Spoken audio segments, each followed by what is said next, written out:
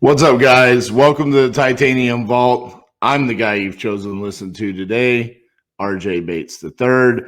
Today's episode is called Shut Up and Get Out of Your Own Way. And I know last week was the first week back on the podcast. It had been a while since I recorded a podcast. And I promised you that you wouldn't just have to listen to me this week. We would have a guest. But a couple of things were really kind of weighing on me, and I just wanted to address them before we get back into interviewing other investors from across the country. And a lot of this goes back to my experience during the 50-50-50 challenge.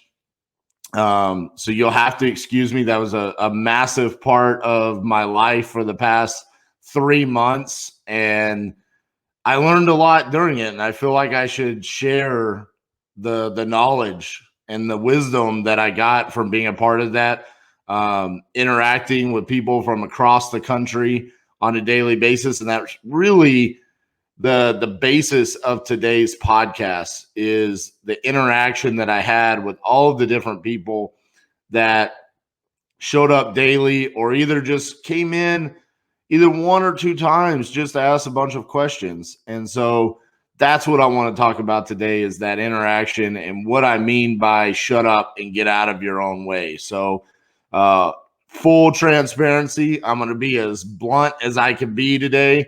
I'm going to be as real and authentic as I could be, and it might not be suitable for children. So that's your warning right now. Okay. Don't hold it against me. I warned you up front.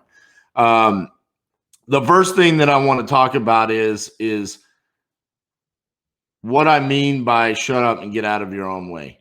And what I saw was throughout the 50-50-50 challenges, there was people coming in to watch me during that. Obviously, they wanted to learn something. They wanted to gain some sort of knowledge, and they had the opportunity to pretty much ask me any question that they wanted to ask me. But there was a lot of repeated questions, and that's what led me to feel like I needed to share my feelings about it. A lot of the people that watched the 50-50-50 said it was RJ rants, right? So today's podcast is pretty much just going to be a however many minutes, 20, 30-minute long rant, okay? And I'm not complaining.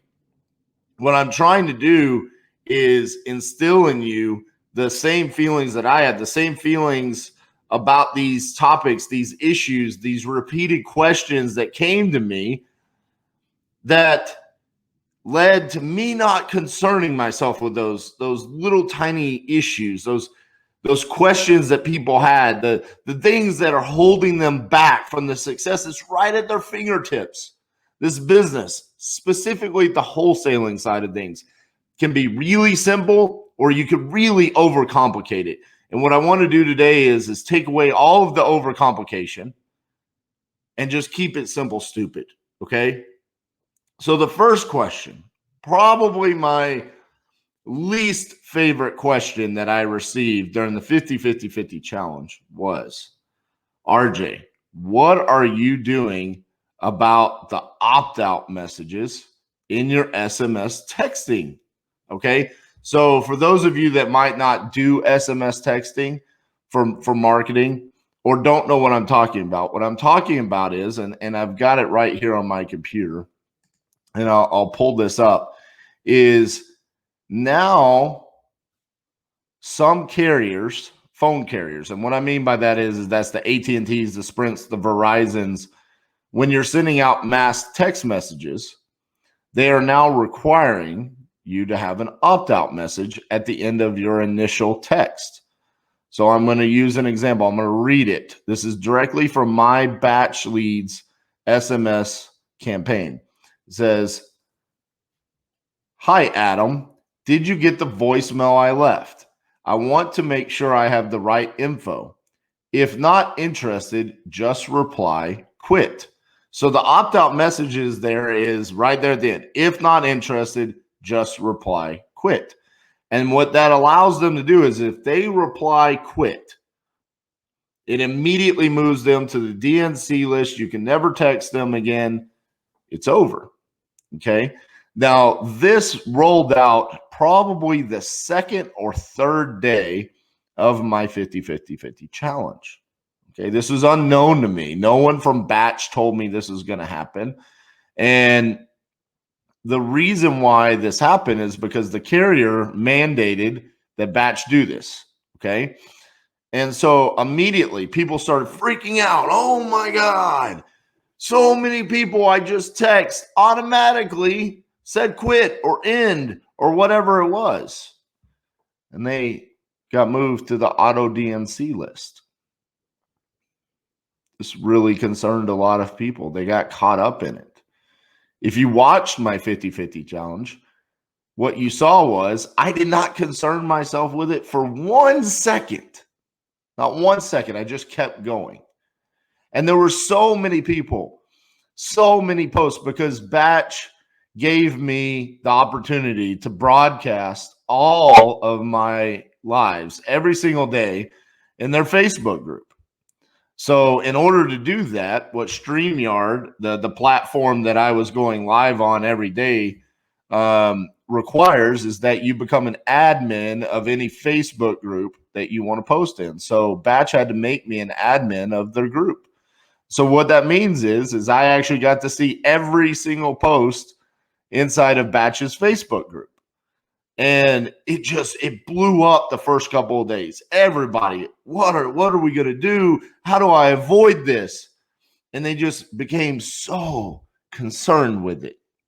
And it blew my mind, because I'm literally going live every single day and I'm getting deals. And so many people just stopped what they were doing. They had to figure it out. Well, there was a workaround to this, and it's called Twilio. Okay. Now, I'm not going to say I'm an expert at what this workaround was, because, again, remember, I didn't concern myself with this. But you could go to Twilio. You could set up an account.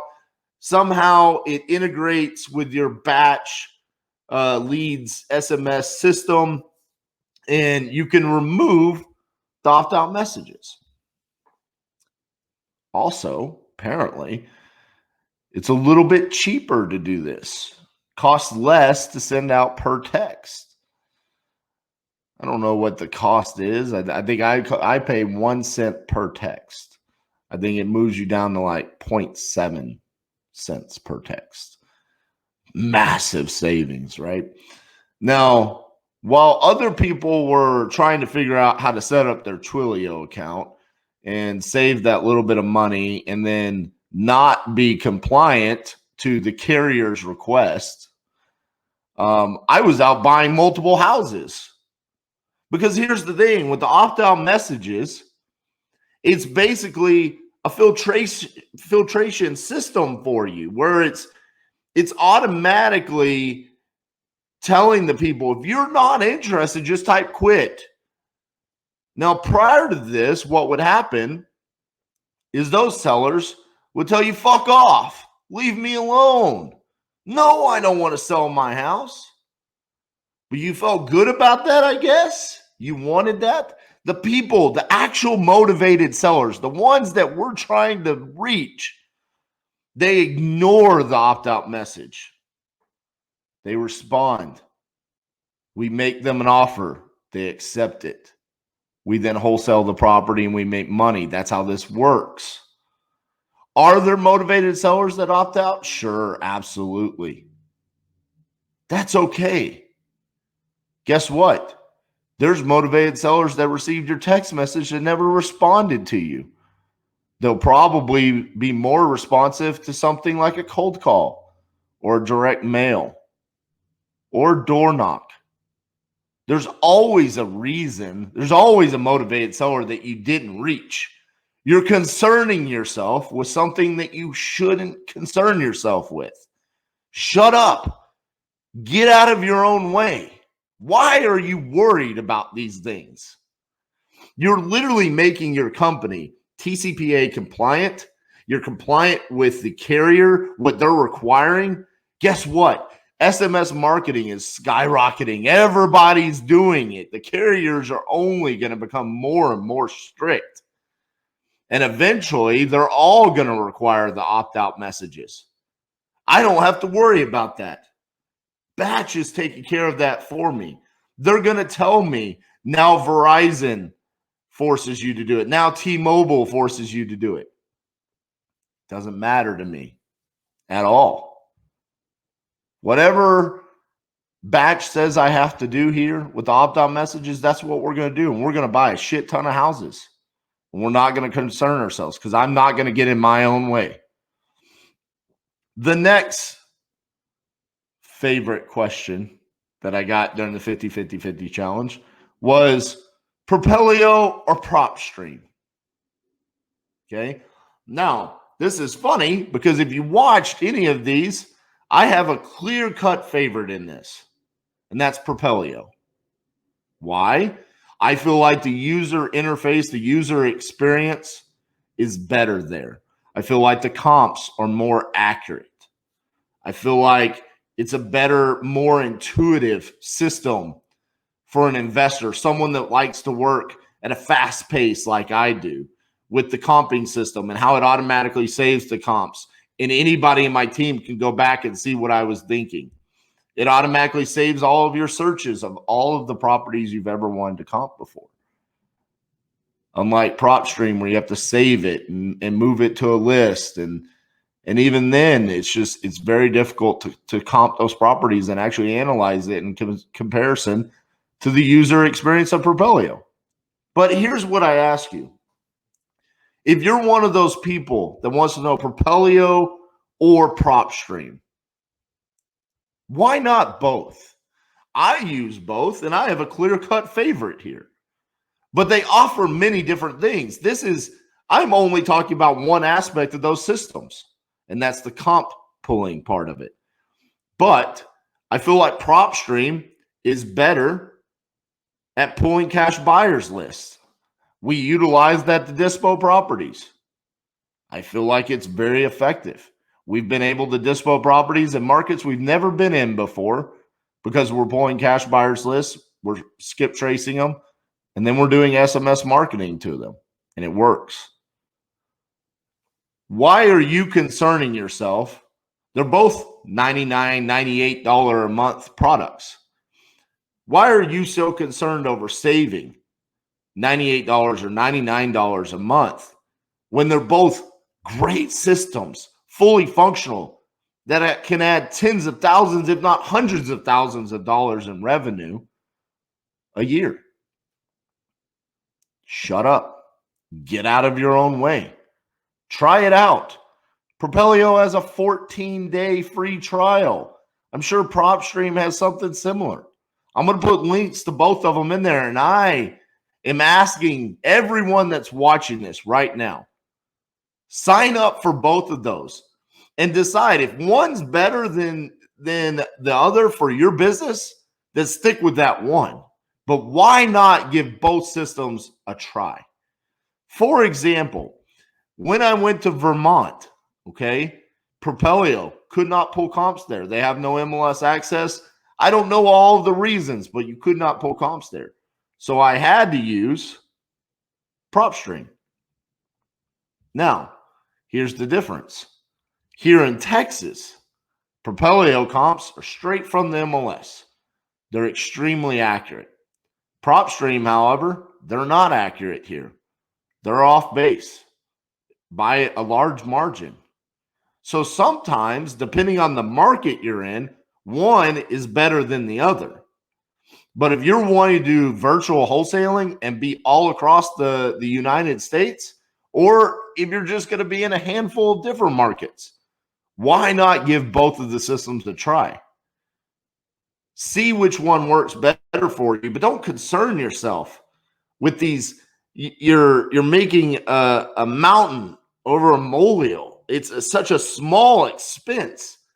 You can pull lists in there for motivated sellers from two different systems that have two different criterias in there. You can pull cash buyers. You can use the comping systems. I personally loved having the option to be able to comp on both of the different systems in the different markets. And there was never a situation in which I was in a market that I was unable to comp a property because I wasn't fearful of the $99 a month cost. And that is what allowed us to do as many deals in all 50 states, minus Utah. Screw you, Utah. But we were still able to do marketing there, and we were still able to comp properties and do a proper analysis of those properties. Sign up. Give both of the systems a try. They're beautiful systems, and they've helped us make hundreds of thousands, if not millions of dollars because of how good of systems they are. The next thing that people ask me on a regular basis, they would come in, never seen them comment on this before. They could ask me any question, which, by the way, a small little side rant about this before I get to the question. I see people right now, Pace Morby has a 990 challenge going on. And one of the things that he's doing is he's doing 2 30-minute Zoom call, one-on-one Zoom calls with random people from across the country. He's choosing the 14 people during his Sunday night service calls. He's choosing 14 people. He then does a Zoom call one-on-one with you for 30 minutes. I see people freaking out about this. It's so amazing. I get to have a one-on-one call with Pace Morby, and I agree. I think Pace is a very genuine man, very knowledgeable. He has a lot of wisdom to share. Now, what I will say is I had people come on and watch my 50-50-50 challenge. I have people that listen to every single one of my podcasts that are released. They obviously find wisdom and gain knowledge by listening to my content as well. They could ask me any questions they want, just like you can ask Pace Morby any question during your one-on-one Zoom call. And these are some of the questions that were being asked. These are the questions that people thought, if they ask me these questions, this is what's going to move the needle for their business. And the question was, what list are you pulling, RJ? What list? I hate this question. It doesn't matter. I repeat, the list does not matter. Okay. Now let me explain the reason why I feel this way. Okay. We saw that in day 3, when I was in Oklahoma City, Oklahoma, I then went and pulled a pre-foreclosure list in Edmond, Oklahoma. It had the highest response rate out of any list that I pulled in all 53 days of going live. I think it had an over 50% response rate, okay? Over 50% of the people responded to me one way or another. We did not get one lead from that. Now, we go pull the most generic list that you could ever pull, high equity absentee owners. We get a 20% response rate in Tulsa, Oklahoma. But we got 3 deals. 3 contracted deals that we've dispoed and we cashed checks. Okay? The list does not matter. Okay? And you're probably sitting there and you're listening to me right now and you're like, but it does. What you just told me was the pre-foreclosure list that got you this massive response rate that cost you money, because every time someone responds to you, ding, you get charged. Ding, you get charged. You made $0 off of that, RJ. Doesn't the list matter? No. Because then we turn around and we pulled the pre-foreclosure list in another market and we got deals off of it. We pulled high equity absentee lists in other markets and we got nothing from it. See, you get so wrapped up thinking that because it works one time or because you got 3 deals from this list in Tulsa, Oklahoma, that when you go to Little Rock, Arkansas, it's going to work. Or that next month, when you need to pull more data in your one market that you're working in, if you pull the same list, it's going to work again. No, these are real life people that we're helping, that we're dealing with. Just because they're a high equity absentee owner doesn't mean they're going to have motivation. And just because they are in a pre-foreclosure status doesn't mean they're not going to be motivated. It's all about turning on the lights as much as you possibly can and getting in front of as many people as you possibly can and trying to solve their problem. Maybe I did a poor job of trying to solve those people's problems in Edmond, Oklahoma. And maybe I did a fantastic job of solving the people's problems in Tulsa, Oklahoma, the high equity absentee owners. Maybe that's what happened. Maybe when I sent out those text messages to the people in Edmond, Oklahoma, maybe it just wasn't a good time for them. Maybe when I reached out to the 1 or 2 people that were willing to sell their house that day, maybe they just lost their job. Maybe they just found out their kid got suspended from school or some other terrible news that they just didn't want to deal with it right now. But 2 days later, my competitor reaches out to them and now they're willing to deal with it. And they sold their house to them. There's so many outside things that can influence the situation, our marketing. If you get concerned with what list is going to work and which list isn't going to work, you're always going to be concerned about that. It's about going in and getting in front of as many people as possible. Obviously, when you're pulling your data, you need to put some kind of form of motivation in there. You don't want to just text message every single person, every single house in a neighborhood. There has to be some sort of motivation there. But don't get so concerned about this that you basically put yourself in a corner where your analysis paralysis, you're handicapping yourself and you don't do anything. Don't concern yourself with that. Just turn the lights on and make sure as many people as possible know that you're there to solve their problem and you want to buy their house. The next question, which this just blew my mind, about 2-3 weeks into the challenge, people started asking me on a regular basis, how many deals do you have? How many deals do you have? And so down at the bottom where you see, if you're watching on YouTube right now, you'll see it says half off your first month using batch leads, promo code titanium. I had that running every single day, right? Every single day. And then I would change it to where it would have the state abbreviation and then a number next to it. OH for Ohio, 1. MO for Missouri, 2. And that was telling everybody how many executed contracts we had in each state.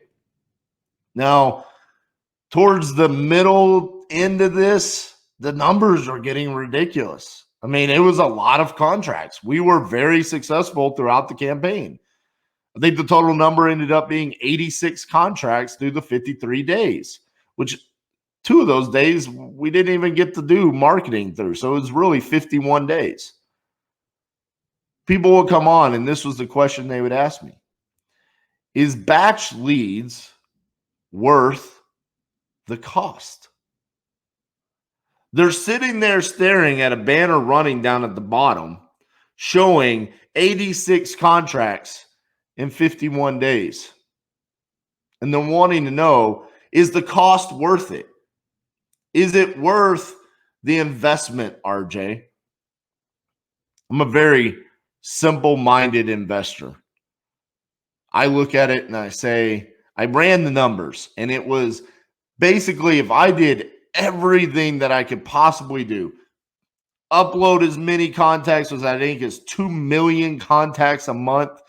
If I pull leads in my batch account, which let me look at this real quick. I can pull it up right here on my computer. Let me look at this. I can pull 50,000 leads within the batch lead system. And then I can send 5,000 texts a day. Okay. I think if I did that every single day, it would have cost me somewhere around $2,700 for the month. I think at one point in time, we looked at it in our system, and if we sold every single property that we contracted for the assignment fee that we thought we were going to, which, okay, granted, we're not going to. Okay. There's going to be properties that fall out. We found out this morning, one of our Kentucky properties we went and looked at. We're not going to be able to sell it. It's in far worse shape. That's okay. Now, there's going to be other properties we saw exactly what we thought we were going to make. There's going to be other properties we thought we were going to make a $20,000 assignment. We make a $7,000 assignment. But at one point in time, we were looking at it. If we sold everything for what we thought we could make, in our system, this was like 2/3 of the way through, we were like $500,000 in assignment fees. I don't know where it is right now. I don't have my system pulled up. Now, that's if we sold all the properties. But again, you're looking at we invested somewhere between $6,000 to $10,000. The return on that investment is insane. People looking at this, again, why are you getting in your own way? You're watching me do it. You could literally just replicate everything that I'm doing, word for word. My responses, my initial text, the list that I'm pulling, the markets that I was hitting. You could copycat everything. My good buddy and former podcast guest, Corey Peterson, wrote a book called Copy Your Way to Success. Anyone could go onto my YouTube channel right now and go to whatever state you want, New York, California, Oklahoma, Arkansas, wherever you want to go, and say, what list am I going to pull? There's the list RJ pulled. What initial text did he use? What were his quick replies? And copy it. And I guarantee you, you're going to see similar results to what I got. Is it worth the investment? Absolutely. Shut up, get out of your own way. The next question. Should I answer the phone when I'm doing SMS text message marketing and they call me? I had one young man who I really like. I really like him. I think he's a good man, but I have to adamantly disagree with what he said. And I'm not going to call him out by name, but he said, I no longer answer the phone when they call me from a text message because 9 times out of 10, they're just calling to tell me I have the wrong phone number or to F off or whatever, something not productive to his business. He felt like it was a waste of time. Now, my question to him was, what about the other one? The 1 out of 10 that does want to sell their house, that is calling you. What we saw throughout this challenge was that some of the best leads that we got came from me answering the phone. I tried to answer every single phone call I possibly could. One, it was entertaining for people, even the bad ones, the 9 out of 10. But those ones, the 1 out of 10 that needed to sell their house, that had that motivation, that had a problem for us to solve, that's where the money is. That's where the gold is. Answer your phone. Why are you adding a barrier of entry to talking to a motivated seller? Of course you need to answer the phone. Now, this the only reason why I'm bringing this up right now on the podcast is because this question got asked on a daily basis, and it blew my mind. You're watching me. You're on a live right now watching me. You're wanting to learn, obviously, something. That's why you're taking the time to watch me do this. It wasn't riveting. It was pretty boring at times. Just me texting over and over, quick replies, the same reply over and over. I tried to make it as entertaining as possible. But there was definitely times where it was boring. But you were watching. You're watching how I do things, and then you're asking me, RJ, should I do the same thing that you're doing? Shut up. Get out of your own way. You're here. You're literally watching to learn, and then you're asking me, should I do it the same way you're doing it? Do you think I'm going to say, no, I'm doing it the wrong way? No, I'm doing it that way because I know that's what it takes to be successful. If I'm in charge of acquisitions, I'm answering the phone when the phone rings. I'm answering their questions. I'm blowing it off when they tell me to fuck off. Or, how dare you? I'm going to sue you. I don't care. Sue me. Doesn't matter to me. Because the next one that calls me is going to want to sell their house. And I'm going to buy it. And I'm going to make money. That's what we do. So yes, answer the phone when you're doing marketing. Don't let it go to voicemail. And I'm just talking about SMS marketing, but I know it's popular with direct mail. I've been in multiple masterminds where people talk about direct mail and they say, yeah, we don't answer the phones. We let it go to a voicemail, and then we listen to the voicemails and we call the good ones back and we ignore the bad ones. What about the gentleman in Chicago, Illinois that called me and said he called me, I believe, a fucking moron? And how dare I call his deceased wife? And then hung up on me. And I called him and he didn't answer. I called him right back and he didn't answer. And then I double dialed him and I called him back again and he said, hello. And I said, hey, this is that fucking moron. You just hung up on me. Why did you hang up on me? You didn't let me respond. And he said, because you text my deceased wife. She died 2 years ago. Man, do you know how bad it made me feel when you texted my wife and you said, hey, wife, whatever her name was, we'll call her Sharon. Hey, Sharon, it was great connecting with you. And then I explained the situation. I said, I apologize about that. I know that was a trigger for you. But let me explain why. When I skip traced this house that is in pre-foreclosure, because in batch leads you can look up and see what list it was on. It was under pre-foreclosure. This house that's in pre-foreclosure, I might be able to solve that problem for you, sir. And I know it was a trigger that I text your wife. Well, your wife's on title. So I'm sorry, man. I didn't mean to trigger you that way. I'm just calling to try to help your problem. And he said, man, I'm sorry. That was the love of my life, man. And it's really hard to receive that text message. But, dude, I can't afford the house anymore. With the loss of her income when she passed away, and I haven't wanted to get rid of it, but I'm coming to the realization, man, I can't afford the house. And you know what? I appreciate you calling me back, and maybe I need to sell my house. And I'm still in communication with that gentleman. Now, had I just listened to a voicemail where he said, you fucking moron, blah, blah, blah, blah, blah, blah. And I said, oh, he's a bad one. I don't want to call him back. I would have missed out on an opportunity.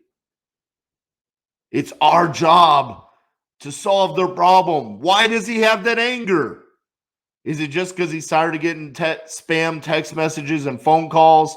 People asking to vote for Biden, people asking to vote for Trump, people asking about extended car warranties, people asking about will you sell their house? They're getting bombarded every day. Or was he the person that just got triggered because of a one little word difference? Instead of his name, it was his deceased wife's name. And all I had to do was just get through that barrier of entry, and then we're there. Now we can solve his actual problem. So yes, answer the damn phone. And last, but most importantly, always have full transparency in your marketing efforts. People call me, what are you looking for? My response was, I'm looking for a property that I can either rent out and cash flow or fix up and sell for a profit. Do you know how much time I saved by saying that? They immediately knew I'm an investor. This is what I'm looking for. When I'm talking to the landlord, he immediately knows, hey, I'm not selling my properties below market value. Very good. Understood. Have a good day. Or I do have this distressed property. And I understand as an investor myself where you need to be at and where you need to buy at. Because I was so quick and transparent with those sellers, it allowed me to get in front of so many more people. You saw a transition from the first couple of weeks where I wasn't quite as transparent as I was in the end. In the end, it was very efficient, just straight to the point, very blunt almost. And some people were almost caught off guard. Where's the sales tactics? Where's the Mr. Negotiator that wants to hit me? Where's the rapport building, right? Like Carlos said, in the Closers Olympics, maybe I struggled with building rapport. Well, guess what?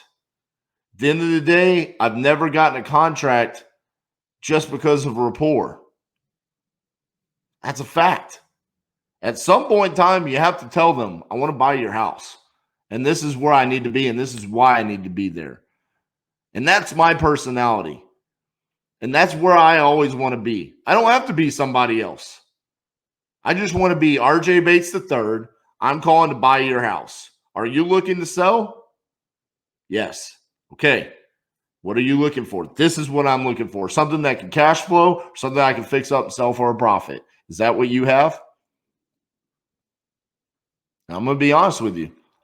I feel like a lot of people respected that. A lot of people are not receiving that kind of transparency from anyone on the phone nowadays. And I've heard from numerous people from across the country that they're seeing similar results by being that transparent on the phone. And let me tell you this, every single night when I go home, I lay my head on my pillow. I know that everybody I talked to that day, I was fully transparent with. I didn't make up some elaborate story or tell them that this is a house that I was looking to buy and live in or anything along those lines. It was just full, transparent. This is what I am looking for, and this is how I can help solve your problem. Can you help solve my problem? More often than not, it worked out for me. So these are the questions that got asked to me the most during my 50-50-50 challenge. And I had to get it off my chest. The opt-out messages, I literally lost my shit so many times during the challenge where I'm like, I am in here busting my ass and I am showing you everything that you need to be successful in this business if you want to use SMS marketing. And the question that you have for me is what about those opt-out messages? People watching it live, watching with it right on my screen, right there where it showed the opt-out messages and saying, RJ, how come your campaigns don't have the opt-out messages? And I'm like, they're right here. Let me show you all the recent contracts we got. Oh, opt-out message was there. Oh, the initial text had an opt-out message. Time and time again, I got asked, Propelio or PropStream? Sign up for both right now. I dare you to sign up for both and not see increased results. It allows you to do so much more. You can go to more markets. You can analyze more deals. You have more capability to pull more lists. It's another tool in your tool belt. That's what it is. It's not one or the other. It's both. What list do you pull? Shut up and get out of your own way. Go pull a list, try it, pull a different list. Find another niche. Find something else. Keep going. There's not a magic list. It doesn't exist. That's a fucking fairy tale. Get it out of your head. Is batch worth the cost? The proof is in the pudding right there. You watched me do it over and over and over again. You get your first month half off right down there at the bottom if you're watching on YouTube. Use the promo code Titanium. Give it a try. It's the best system out there across the board. I've used them all. I'm going to tell you right now, there was thousands of people that watched. There was tens of thousands of people that watched my live campaign, my 50-50-50 challenge. Through that, we had a couple hundred sign up using our affiliate code Titanium. There should be far more people that use that system. If you're using another system, you're doing a disservice to your business and to your family, because this is by far the best system out there, and I will forever stand by that statement. Should you answer the phone? Of course you should. That's what you're doing this for. You're doing this to get the phone to ring. Get them on the phone, and that's when you close the deal. Don't add a barrier to your own results. Shut up and get out of your own way and do it with full transparency. Watch your results rise. and you'll feel better about it anyways. No more lies, no more made up stories, no more goofy sales tactics. Just be you. Be transparent. Tell them what you're there for. They'll respect it. That's all I got for you guys. Let me know if you enjoyed this. Remember, it's been a while since I said this. I only accept 5-star reviews. So if you're listening on iTunes, make sure you give me a 5-star review on there. They're very much appreciated. I need as many as I can possibly get, guys. I want to get this message out to as many people as possible. So please give me a 5-star review on iTunes. If you're watching on YouTube, make sure you're subscribed to the channel. Make sure you hit the notification bell because you never know when I'm going to upload a new video or go live. And also make sure you give us a thumbs up. Guys, thank you so much for the constant support. We'll see you guys next week.